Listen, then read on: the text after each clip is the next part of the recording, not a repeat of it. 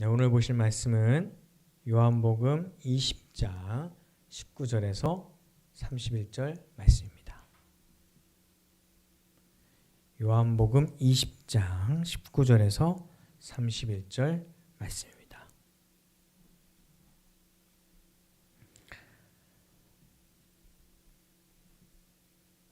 저와 여러분이 한 절씩 교독하겠습니다. 이날 곧 안식 후 첫날 저녁 때에 제자들이 유대인들을 두려워하여 모인 곳에 문들을 닫았더니 예수께서 오사 가운데 서서 이르시되 너희에게 평강이 있을지어다.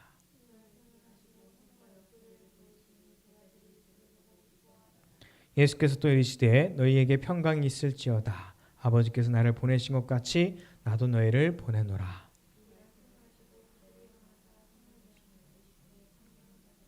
너희가 누구의 죄든지 사하면 사하여질 것이요 누구의 죄든지 그대로 두면 그대로 있으리라 하시니라.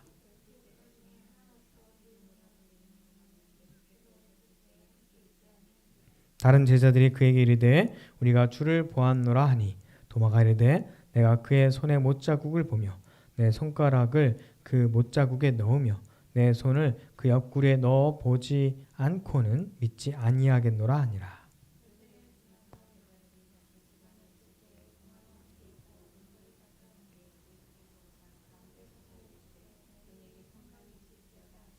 도마에게 이르시되 내 손가락을 이리 내밀어 내 손을 보고 내 손을 내밀어 내 옆구리에 넣어보라. 그리하여 믿음 없는 자가 되지 말고 믿는 자가 되라. 예수께서 이르시되 너는 나를 본고로 믿느냐? 보지 못하고 믿는 자들은 복되도라 하시니라.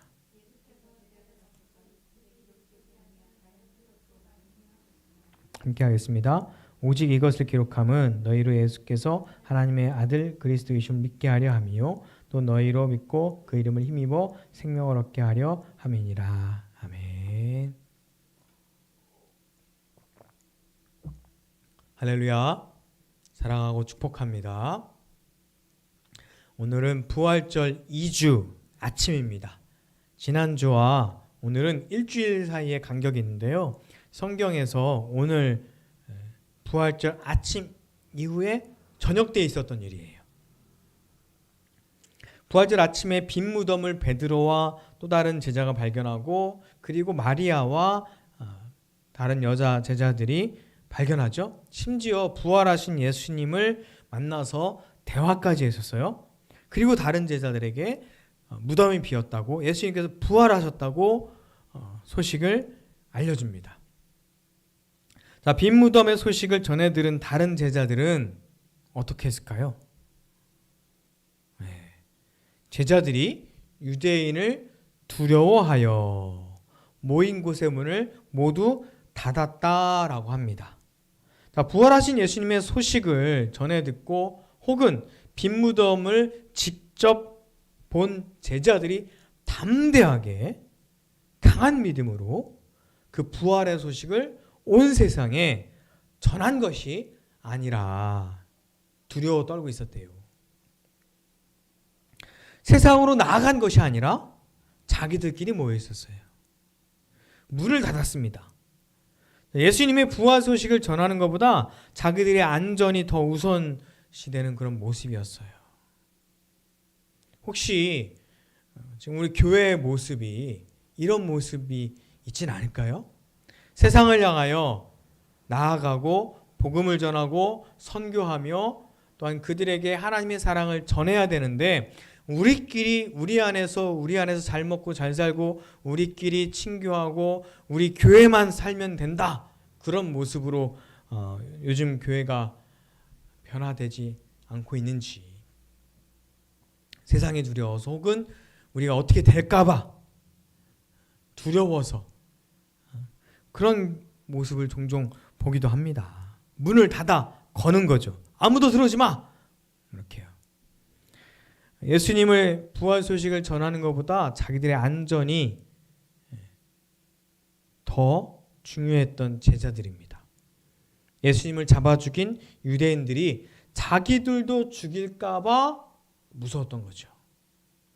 그런 제자들에게 예수님께서 나타나십니다. 그리고 그들에게 어떻게 말씀하세요? 에이! 나쁜 제자들이야. 그러지 않고요.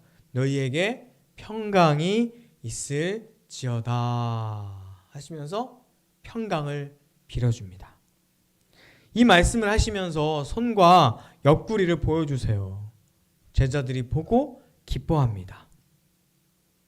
자신들이 믿고 따르던 선생님이 죽으셨어요. 그것도 그냥 죽으신 것이 아니라 유대인들에게 팔리고 정치범으로 죽으셨어요.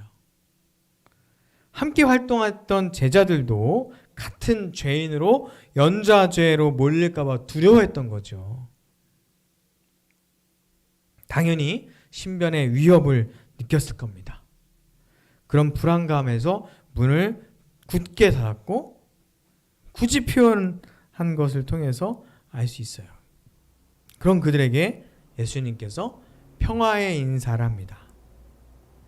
샬롬 이렇게 해요.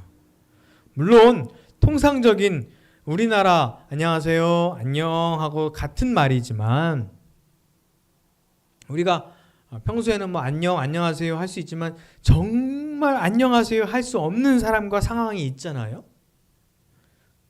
예수님도 아마 제자들에게 그럴 수도 있었지만 제자들에게 오늘 평강하라, 안녕, 샬롬 이렇게 평화를 빌어주고 계십니다.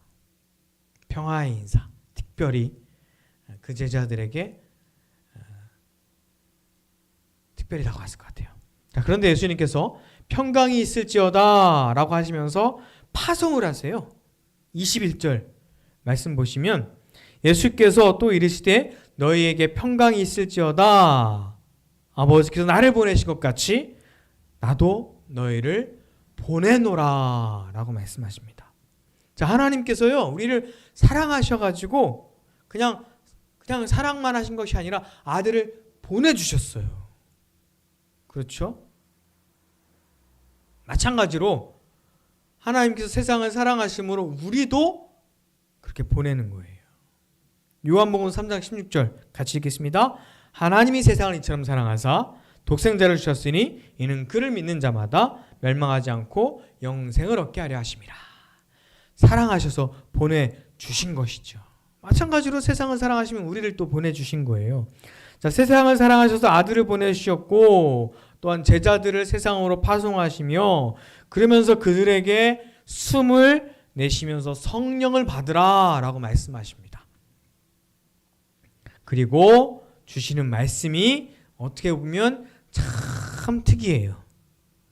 두려워하고 있는 그들에게 심리 상태를 보면 담대하라 뭐 이런 이야기나 혹은 두려워하지 마 아니면 강한 믿음을 가져 용기를 내 뭐 이런 말씀을 해주시면 용기를 갖거나 믿음을 갖고 그들이 당당하게 나아갈 것 같은데 예수님께서는 그런 류의 말씀을 하지 않으십니다. 참 특이하죠?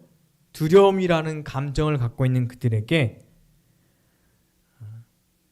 완전히 다른 이야기를 하고 계세요. 엉뚱하게 무슨 말씀을 하세요?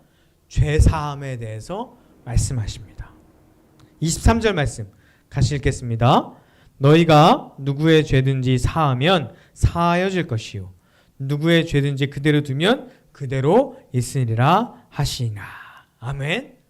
제자들이요 주눅 들어있는 그 상태입니다.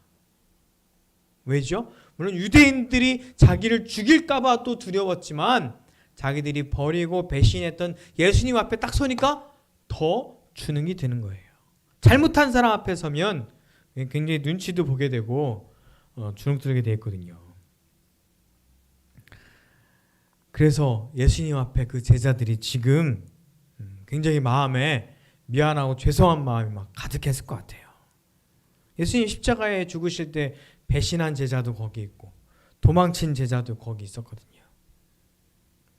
그런 그들에게 예수님께서 용서를 말씀하고 계십니다. 23절 말씀 보면 너희가 누구의 죄든지 사하면 사하여질 것이요. 이 말씀 무슨 말씀이에요? 나는 너희의 죄를 이미 사했다라고 하는 것을 포함하면서 말씀하시는 거거든요. 괜찮아.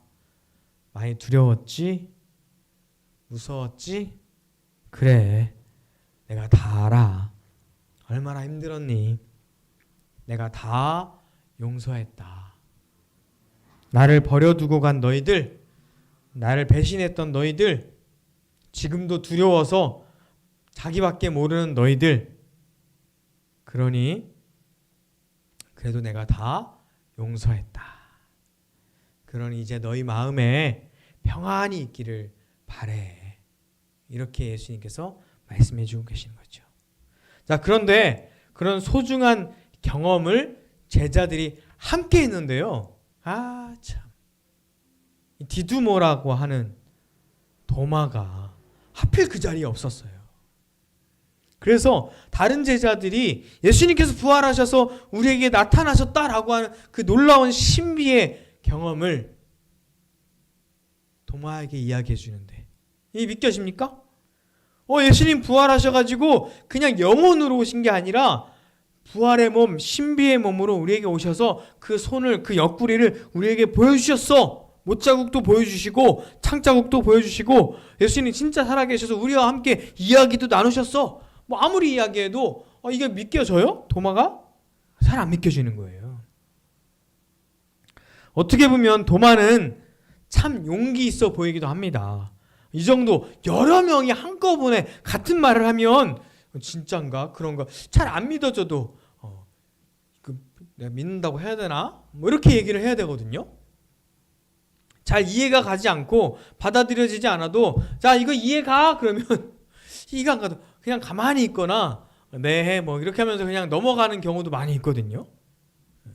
남들 다 은혜 받는 그런 모습이면은 나는 잘 이해도 안 가고 은혜도 안 되는데도 분위기상 은혜 받는 것 같이 해야 돼가지고 막 같이 은혜 받는 것처럼 하는 경우도 있잖아요.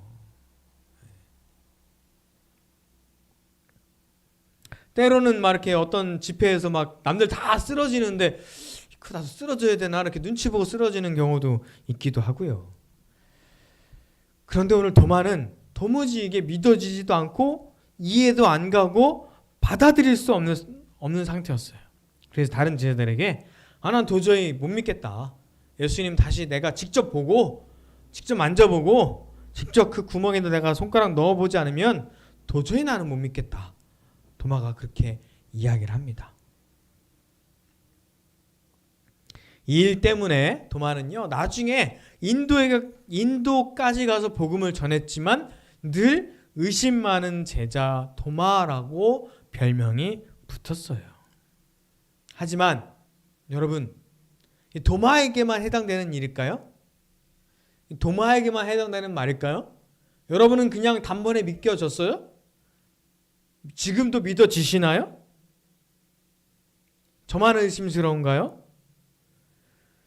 그냥 믿어지시냔 말이에요. 사람이 죽으면 죽는 것이지 죽었다가 어떻게 다시 살아납니까? 잠깐 다시 살아났거나 아니면 의학적으로 어떻게든 다시 생명이 돌아왔거나 심폐소생술로 돌아왔거나 그렇게 기적적으로 살아날 수는 있겠지만 신비한 몸으로 부활의 몸으로 다시 살아서 영원히 산다? 이게 논리적으로 이론적으로는 참 받아들이기 어려운 거거든요. 과학적으로 이게 어떻게 설명이 되겠습니까? 몇 시간 있다 깨어난 것도 아니고요. 논리와 이해의 영역이 아닌 겁니다. 자, 그로부터 여드레가 지나고 제자들이 다시 집안에 있을 때 이때는 도마도 같이 있었어요? 예수님께서 제자들에게 찾아오십니다. 특별히 그때 없었던 도마를 위해서 다시 오시는 거예요. 그리고 예수님께서 다시 그들에게 무엇을 선포하십니까? 평강을 또 선포하십니다. 그리고 도마에게 왜 믿음이 없냐고 막 다그치시는 것이 아니라 제자들이 그 정도 증언했으면 좀 믿어야지 그러지 않으시고요. 예수님께서 이해가 안 가면 그냥 외워 그러지 않으시고요. 도마에게 자, 손을 잡아서 봤지? 못자국이야. 그리고 옆구리에 구멍을 보여주면서 자 넣어봐. 창자국이야. 예수님께서 그렇게 말씀하시는 거죠. 그리고 믿음 있는 자가 되라 라고 말씀하십니다. 자, 그렇게 예수님과 만난 예수님의 말씀을 들은 도마가 최고의 고백을 합니다. 뭐라고 해요? 나의 주님이시요 나의 하나님이십니다. 이렇게 고백을 하죠. 자, 도마가 어떻게 이렇게 고백할 수 있었을까요? 그에게 담대함을 줘서요? 그에게 용기를 주어서요? 아니면 정신 바짝 차리게 해서요? 책망을 해서요? 텍스트로 보면 그 뉘앙스를 우리가 정확하게 그 분위기를 알 수 없지만 예수님이 누구신지, 왜 오셨는지, 어떤 행동을 해오셨는지 그의 심리 상태를 또한 잘 알면 미루어 짐작해 볼 수 있습니다. 예수님은 도마의 믿음 없는 그 행동, 그 말들을 책망하신 것이 아니라 도마에게 부활의 원리를 논리적으로 또 과학적으로 이론적으로 앉혀놓고 자자 이렇게 했으니까 이렇게 될 수 있는 거고 너 이해 안 가지만 이런 과정이 있는 거야. 뭐 이렇게 설명을 해주신 것이 아니에요. 설명한들 이해가 가겠습니까? 구원의 원리에 대해서 뭐 이렇게 설명해 놓은 원리가 있지만 그거를 정말 이해해서 믿음으로 받아들이는 사람이 얼마나 있을까요? 절대로 이거는 설명으로 이해해서 받아들일 수 있는 영역이 아닌 거예요. 그런데 오늘 도마를 비롯한 제자들에게 비로소 부활에 대한 믿음이 생기는 이유가 있습니다. 자, 예수님께서 도마를 향하여 나의 주님이시요, 도마가 예수님을 향하여 나의 주님이시요 나의 하나님이십니다 라고 고백할 때 뭐라고 하시죠? 29절 말씀 같이 읽겠습니다. 예수께서 이르시되 너는 나를 본고로 믿느냐? 보지 못하고 믿는 자들은 복되도다 라고 말씀하십니다. 자, 그 당시 제자들에게 부활하신 예수님을 직접 목격하는 특별한 기회가 주어졌잖아요. 근데 그 다음 성도들, 제자들의 제자들, 또 그 제자들은 처음 이 제자들이 목격한 예수님의 이야기를 전해 듣고 전해 들어서 믿을 수밖에 없는 우리들처럼요. 보지 못하고 믿어야 되는 그런 상황이 있는 거예요. 어떻게 해요? 우리에게 부활의 소식을 전해주는 먼저 믿은 사람들을 통해서 예수님을 볼 수밖에 없는 거예요. 자, 우리의 모습을 통해서 예수님을 세상 사람들이 봐야 되는 거죠. 자, 그러면 우리의 모습은 예수님을 전하기에 적절한 모습입니까? 훌륭합니까? 의롭습니까? 그렇지 않은데 어떡하죠? 그러면 우리를 통해서 어떻게 예수님을 정하죠? 논리적으로 이론적으로 우리가 제대로 설명이나 할 수 있어요? 없어요. 그 비결이 갈라디아 2장 20절에 있습니다. 같이 읽겠습니다. 내가 그리스도와 함께 십자가에 못 박혔나니 그런즉 이제는 내가 사는 것이 아니요 오직 내 안에 그리스도께서 사시는 것이라. 이제 내가 육체 가운데 사는 것은 나를 사랑하사 나를 위하여 자기 자신을 버리신 하나님의 아들을 믿는 믿음 안에서 사는 것이라. 아멘. 자, 이 말씀을 통해서 내가 아니라 나를 통해서 그리스도를 세상이 보는 것. 어떻게 해요? 나는 십자가에 못 박혔음을 믿고 나는 죽고 예수님이 살아 역사하실 때 나를 통해서 예수님이 전해지며 세상 사람들은 나를 통해서 예수님을 볼 수 있다는 거예요. 특히 무엇으로요? 사랑과 용서와 섬김이죠. 사도행전 4장 32절부터 35절 같이 읽겠습니다. 믿는 무리가 한 마음과 한 뜻이 되어 모든 물건을 서로 통용하고 자기 재물을 조금이라도 자기 것이라 하는 이가 하나도 없더라. 사도들이 큰 권능으로 주 예수의 부활을 증언하니 우리가 큰 은혜를 받아 그 중에 가난한 사람이 없으니 이는 밭과 집 있는 자는 팔아 그 판 것의 값을 가져다가 사도들의 발 앞에 두매 그들이 각 사람의 필요를 따라 나누어 줌이라. 아멘. 한 마음과 한 뜻이 되는 것이 얼마나 어렵습니까? 자기 것을 주장하지 않는 게 얼마나 어려워요. 자기 소유, 단지 물질뿐만 아니라 자기 명예, 자기 권리, 자기 자리, 자기 시간 뭐 이런 것들요 주장하지 않는 거 얼마나 힘들까요? 권리를 포기하는 거 굉장히 힘들거든요. 지금 교회의 모습을 보면, 지금 나 자신의 모습을 보면 잘 알 수 있습니다. 교회들은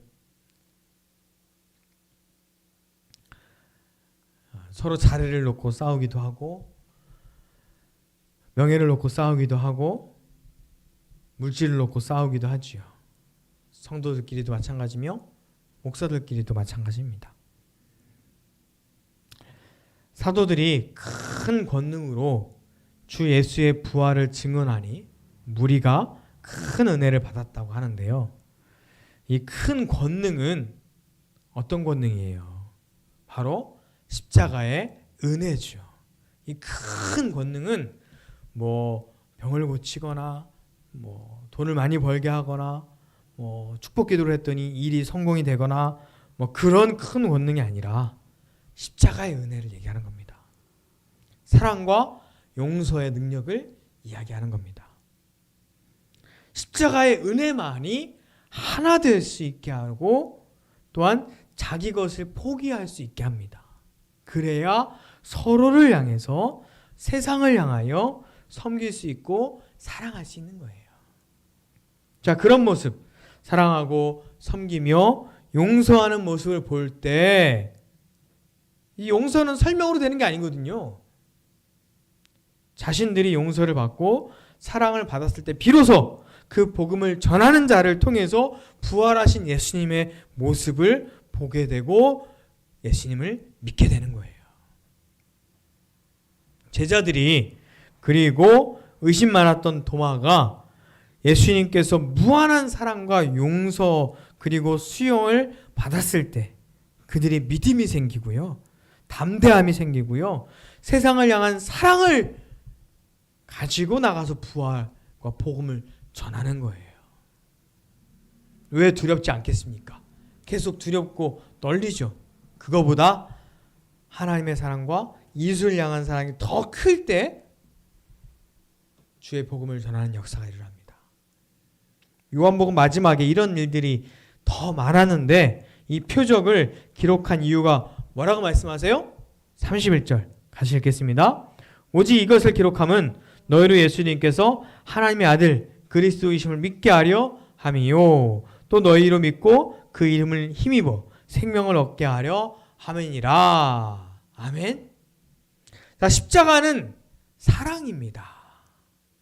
십자가의 흔적, 예수님의 손과 발과 옆구리의 못자국과 창자국은 예수님께서 생명을 다해 사랑하신 사랑의 흔적이죠. 예수님의 제자들은 그 사랑을 다시 한번 확인하고 그 사랑을 받고 예수님을 배신하고 모른 척하고 도망했던 그 제자들, 자기의 이기적인 모습을 다 용서받았음을 깨닫게 됩니다. 그 사랑과 용서를 통해서 그들에게 다시 믿음이 생기고요. 다시 용기가 생기는 거죠. 담대함이 생기고 그들이 사명을 감당하기 시작합니다. 어떤 의무감도 어떤 응원도 다른 어떤 다그침도 아닙니다. 오직 그 사랑에 감격하니 물질을 포기하고 시간을 포기하고 또한 헌금도 하고 서로 나누고 봉사도 하고 섬기기도 하는 거죠. 그 사랑을 받으니까요. 도무지 이론으로는 이해할 수 없지만 자기를 위해 십자가에 죽으시고 죽으셨던 예수님이 부활하셨음을 믿게 되는 거예요.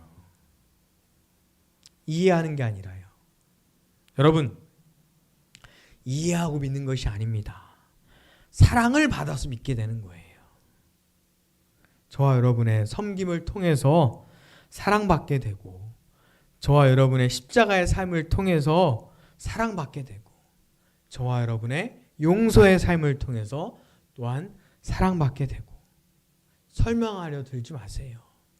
사랑하고 용서하고 섬기십시오. 그 다음에 여러분이 한마디를 한다면 사랑받은 사람은 믿게 돼 있어요. 이론으로 싸우려 하지 마십시오.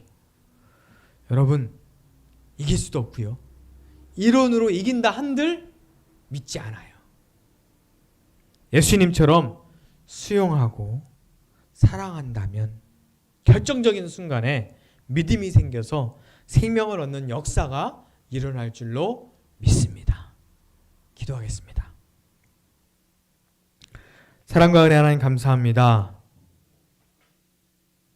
주님의 사랑으로 믿음이 생깁니다. 사랑받은 사람은 믿게 됩니다.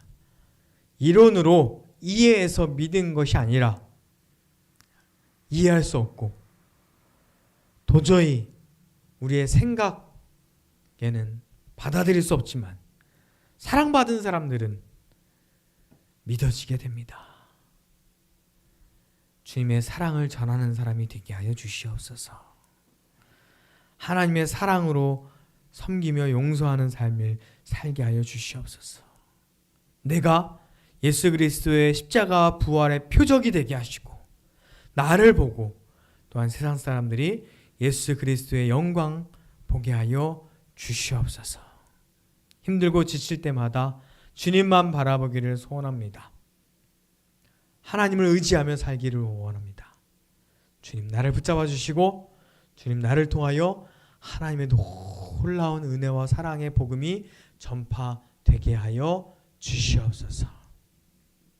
예수님의 이름으로 기도합니다. 아멘. 주만 바라볼지라 찬양하시며 준비하신 예물 봉헌하겠습니다.